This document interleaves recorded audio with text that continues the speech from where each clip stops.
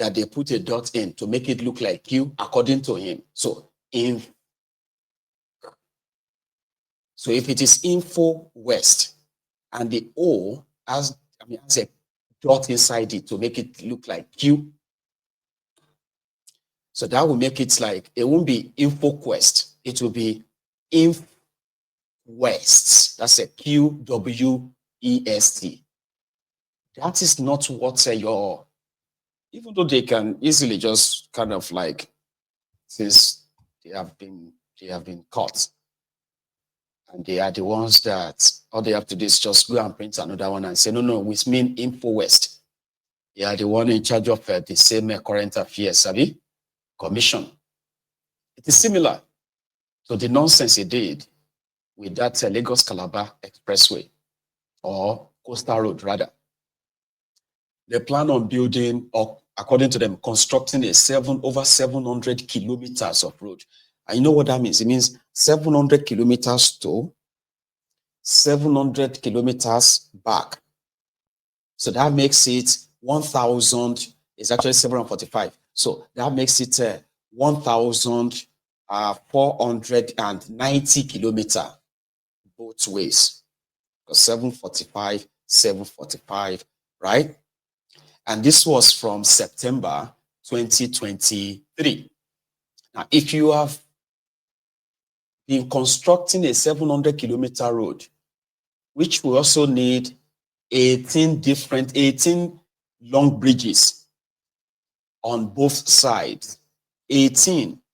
And I'm talking about building or constructing the 11 to 12 kilometer third mainland bridge, constructing about 15 of that, and then maybe constructing another maybe 8 kilometers bridges on top islands on this your coastal road.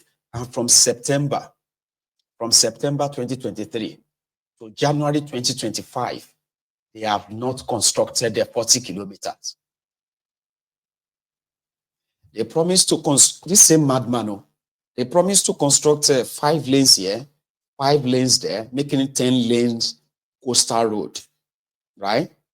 And September 2023, September 2024, January 2025 will make it how many? That's going to make it like 16 months. So 16 months. It took you 16 months to construct. They haven't even constructed the 40 kilometers. So this is them from this, from the Bar Beach in Lagos. Sorry, not Bar Beach in Lagos. From the Eco Atlantic in Lagos. So where they have currently gotten to now, right? Now, this same madman that demolished multi-million dollars businesses on his path, and then has taken over people's lands, they have now come back after a year later, a few months after, to say they are no longer constructing 5 lanes and 5 lanes anymore. They are now constructing just 3 lanes and 3 lanes. Devil Umahi. So you believe him at your own peril. So I don't believe him. Whatever he says, I don't. All right. And this same coastal road, as we speak right now, you will see the Ronukus telling you that the work is going on very well. But guess what? For 16 months, for a contract they said will last for 3 years. That's what they said. They said it will take 3 years to complete. Baba, 3 years is 36 months, right? They've already used 16 months.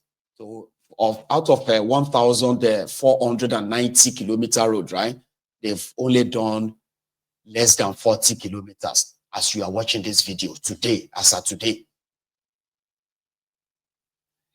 They have paid out 1.2, so 1.2 or 1.3 trillion naira already.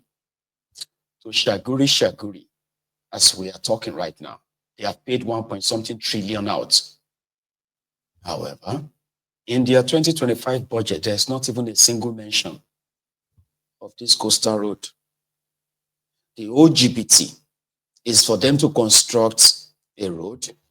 They will claim to be coastal road, a road, that is going to lead to their Eco-Atlantic as well as the reclaimed land where majority of you will need a pass to get to in the nearest future. They've also told people that, oh yeah, we are also starting from Calabar. We are also starting from Ondo. And all of this is just to further fuel their propaganda. So the Arewas who believes that Devil Umahi and Tipnumbu, they are playing with their destiny, they may be right. I think they are right. But they also deserve the deceit, the lies, considering what led all of us to this state. Okay? As we speak, for example, in Kano, as people complain about poverty, this poverty, that, their own governor has given out 2,832 goats as a poverty alleviation program. So they gave goats each to the poor Kano people to fight poverty. And people have been complaining, how does God wheelbarrows to go and be doing alabaru and earn their own living? And you see the smile or the laugh, the happiness on the face of that young woman on the right, because they were told that their goat can become, if they feed the goat very well, the goat will give birth. They can be selling the children. They can be milking the goats. And before you know it, they can become adults themselves, and they will be out of poverty in no time. So now, the funniest is that this guy claims that he spent over 3 point something billion naira in procuring all these 2,832 or so goats that they use in empowering their people. Now you see, on the face of the girl, the lady on the right, I don't know if she's happy that dinner is served. That for the first time in a long time, they are going to actually have meat, goat meat in their food.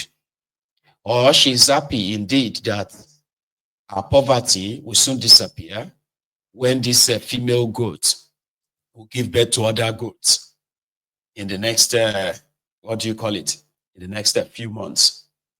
These are the kind of people in charge of Nigeria, ladies and gentlemen. See, the Minister of Health in Nigeria, his name is something Pate. Now, he is currently in Davos in Switzerland. As we all know, the criminals in charge of Nigeria will never use the health care system in Nigeria. Their doctors are in India, in Qatar, Saudi, in Germany, France, in London, and some in America. This is a place where they go to see doctors. They will never use the same hospitals in Nigeria, but they will tell you a lot of ideas of how much they are working to improve the healthcare system in Nigeria, but they will never use it. Here is their minister. In case if you don't know him, for the first time, I can show you the Minister of Health under Tipnumbu. He's in Davos, just the same as a shitty man. Watch this. It's not a disease. It's not as visible as it should be. For us in Nigeria, we had an ambitious agenda in terms of our health sector renewal investment initiative to start aligning and focusing our efforts towards improving population health outcomes. You can't get through that without looking at reproductive, maternal, newborn, and child health.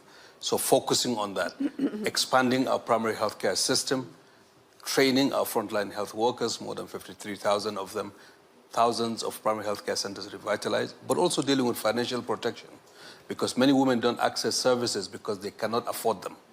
Taking that barrier out, whether it's for reproductive health services, antenatal care, when they come to deliver, or emergency obstetric services, we're on a path to make that free so that women who are eligible can have those services. The difference between life and death for some women is affordability of things like cesarean section, mobilizing resources to be able to do that. The innovations that have been developed, whether it's postpartum hemorrhage therapeutics, the drapes that have been developed, hematinics, multiple micro, to ensure that women get them through the retail outlets. In addition to that, ensuring the governance of the sector, the performance accountability and the data systems are able to track that women are being served. We have people's perception survey to track that so that we're responding to the needs of the population we serve with women as part of that population. So using data to recalibrate what we're trying to do. But importantly, also focusing on the leadership of women in the context of our health system. If we really are to achieve universal coverage, to optimize our population, then I think women's health, not only on the delivery side, but on the crafting of the policies and the programming. We just launched a National Health Fellows, one health fellow per local government, young people, different sectors, to help drive accountability, to learn, but we're also organizing and I hope nurturing the next generation of health leaders in Nigeria to build this. And in that, being explicit that we need young women to step up, because in the health workforce, we have significant proportion of women, but there seems to be a glass ceiling in many areas that they're not able to break through. That will help bridge this perception gap, complement the data, the improvement that are necessary, so that we can truly achieve an inclusive health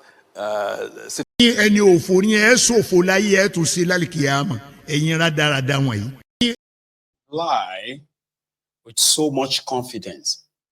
They will be talking about data. They will be talking about technology. They will be talking about how they are refurbishing health centers, health centers. And they are doing all of that because of the money that these international organizations are sharing to the poor countries. All of that talk, you where they watch me from Nigeria, have you seen improved healthcare in Nigeria? Do you have access to healthcare? For real, I'm just asking.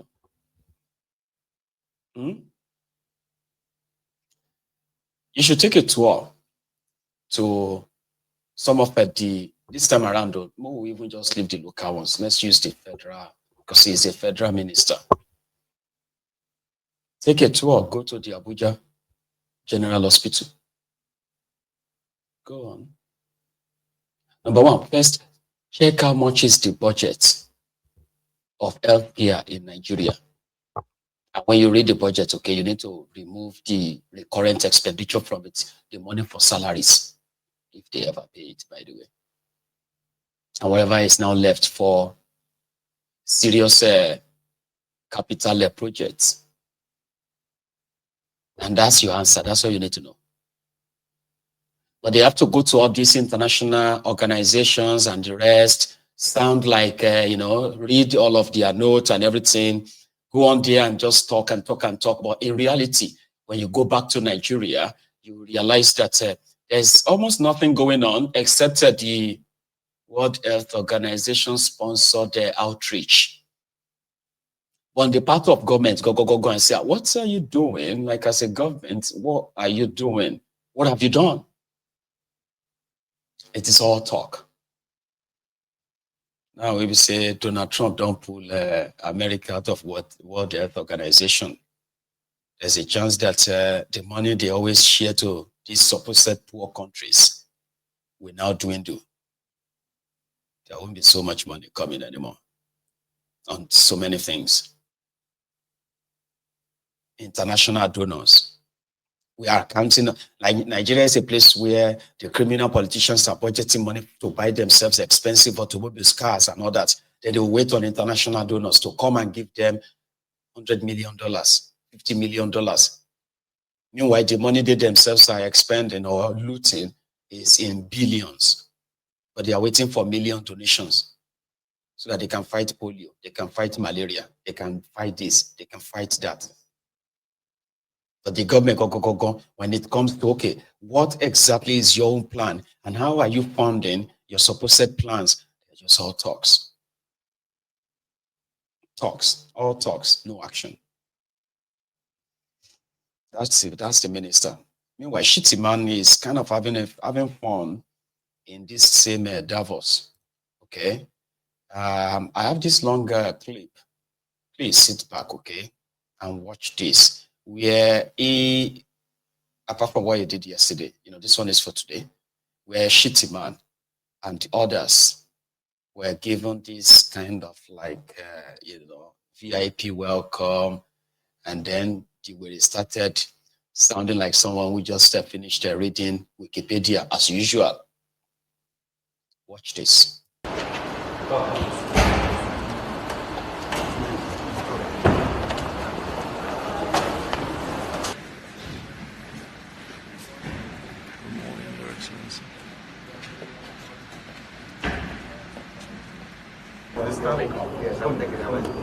Excellency. I'll be honest. I did. Did you as well? Very good. Thank you. Thank you very much. Good morning. Thank you very much.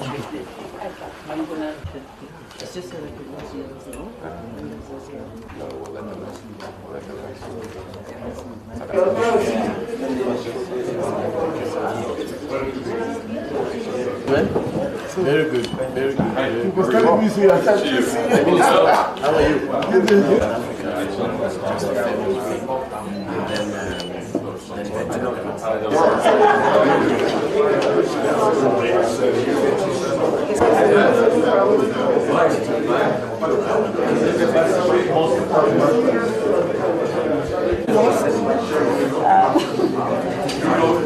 Can you say hi?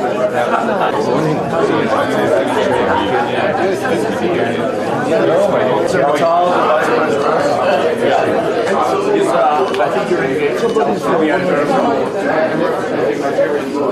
up and down. What do you have it?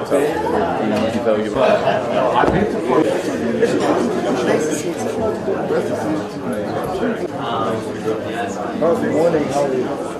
How for me?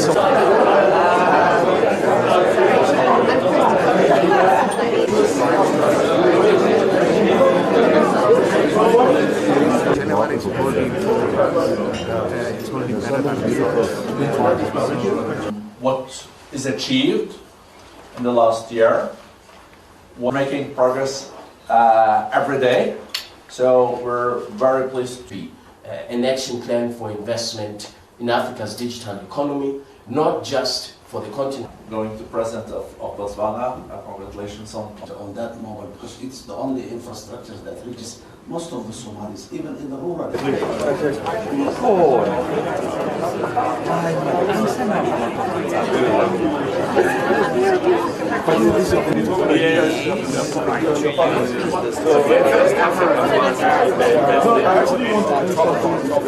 Okay, now please come. All right, in the bed. So you got some coffee or something? Fantastic. Yes, sounds good. Send me your details and then how did they?